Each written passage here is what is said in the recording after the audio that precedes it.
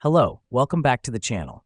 Today, we're diving straight into how to use tags to categorize tasks on Asana.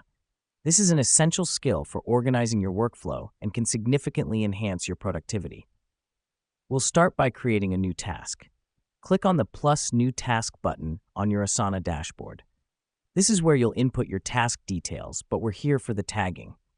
Why is this important?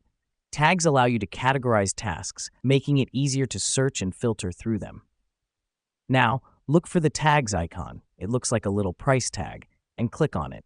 A field will pop up for you to input your tags. You can add multiple tags to one task. Just make sure to hit enter after each one. This is crucial because it allows you to create specific categories for your tasks. Next up, we're going to create a new tag. This is done by typing your desired tag into the field and hitting enter. The reason we do this is to create unique identifiers for our tasks. For example, you might create tags like urgent, pending approval, or marketing team. Once you have your tags in place, you'll notice that you can click on them to see all tasks with that tag.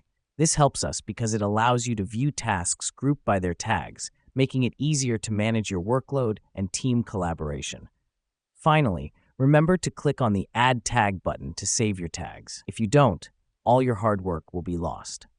To wrap up, using tags in Asana is a powerful way to categorize and manage your tasks. Start incorporating them into your workflow and see the difference it makes. That's all for today's guide on using tags in Asana. Until next time, stay organized and keep achieving.